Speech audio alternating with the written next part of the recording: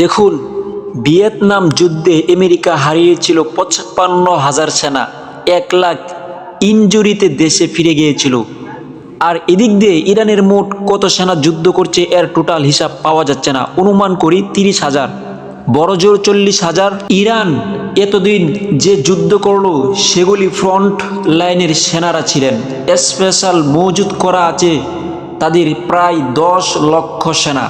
এই ১০,০০,০০০ সেনা স্থল যুদ্ধের জন্য অলরেডি প্রস্তুতি নিয়ে জায়গায় জায়গায় চলে গিয়েছেন। ৩০ তারিখে খেলা মনে হয় জমবে। এই খেলার নাম চোখের বদলে চোখ। ইরানের সর্বোচ্চ টেকনোলজি ইউনিভার্সিটিতে বোমা মেরেছে আমেরিকা ইসরায়েল। আগামীকালই খবর পাবেন ইসরায়েলের টেকনোলজি ইউনিভার্সিটি, দুবাইয়ের টেকনোলজি সব উড়িয়ে দিয়েছে ইরান।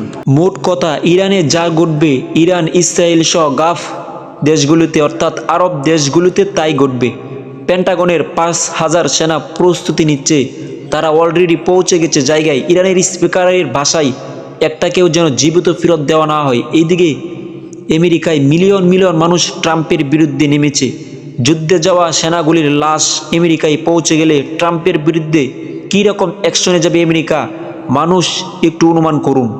হুতি আর হিজবুল্লাহর কথা তো আমি বাদিয়ে দিলাম।